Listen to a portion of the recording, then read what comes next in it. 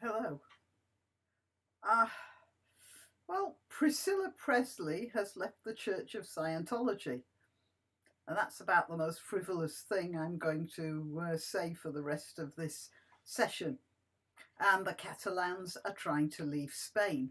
In both cases, they say it's because the other, that is, the Church of Scientology and Spain, was bleeding them dry financially. Presley is a high earner and Scientology is a high cost cult. Catalonia is a prosperous area with a work ethic, while much of the rest of Spain is seen by them as freeloading off their industry in both senses of the word. The difference is that although the Scientologists have been known to act creepily towards their critics and have been accused of blackmailing apostates into silence with threats of releasing their confessions to the press, they cannot actually go over to Presley's house with batons and handcuffs and demand she return, unlike what's happening in Catalonia. That's in another position because the Spanish state has police and the military on their side. So not all Catalonians want independence. It's about half and half.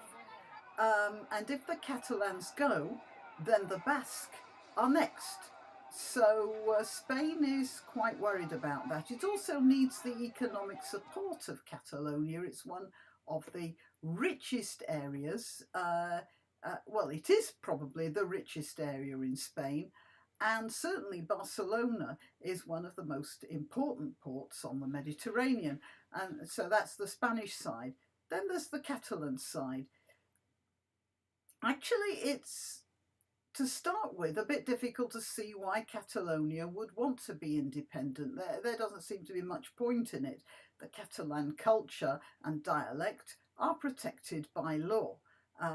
Catalonia has been part of the Iberian conglomerate, let's say, for about 1,000 years, maybe a bit more. It's true that Catalonia contributes to the Spanish economy, probably a bit more than its fair share, and that is a cause of irritation.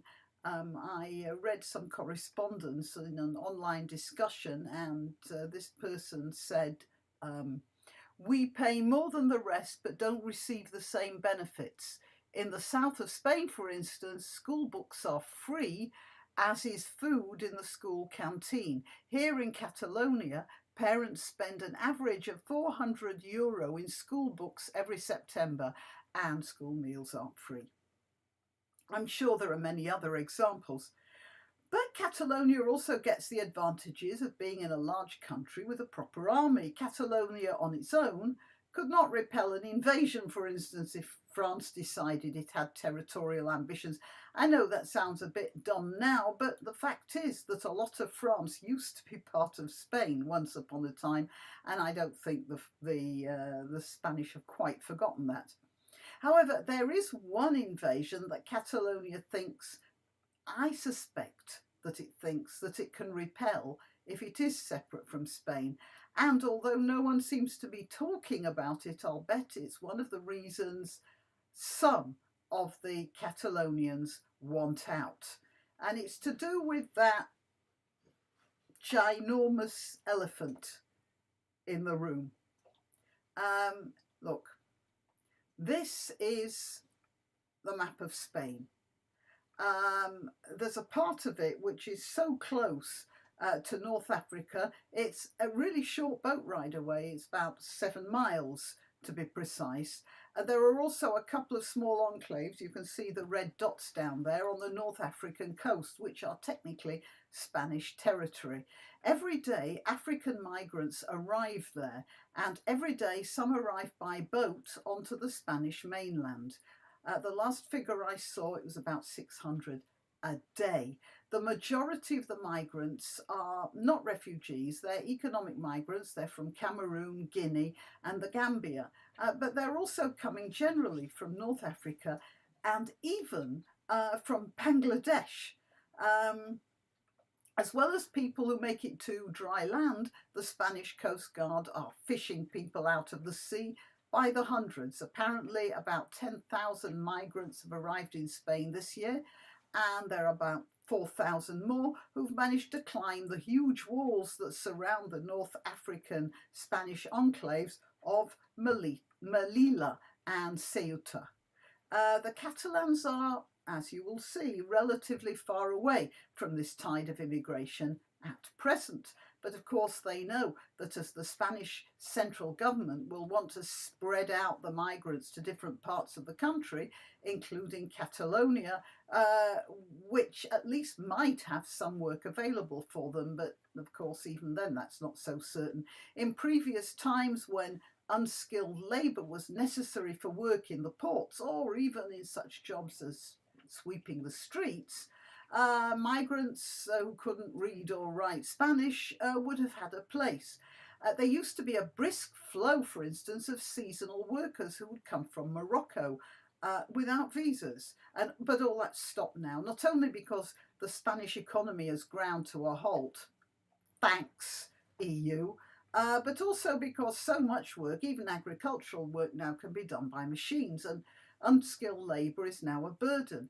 Even sweeping the streets is done by machines now. And containers the size of houses are loaded onto boats by cranes. Unskilled migrants therefore often end up feeding themselves by means of the dark economy and in petty criminality.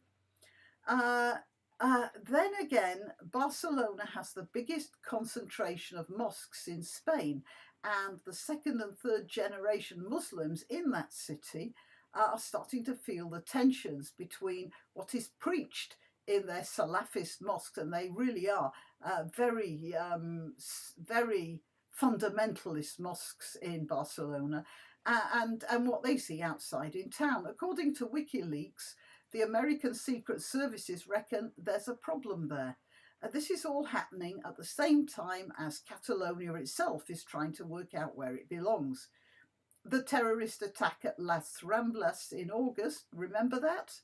No, not many people will, under the avalanche of the other attacks. It was on the 17th, when a Fiat van was driven into a shopping precinct by a young fanatic, Yunus Abu Yaqub, who killed 14 people outright and injured many others. We've forgotten it. I doubt the people of Catalonia have, though.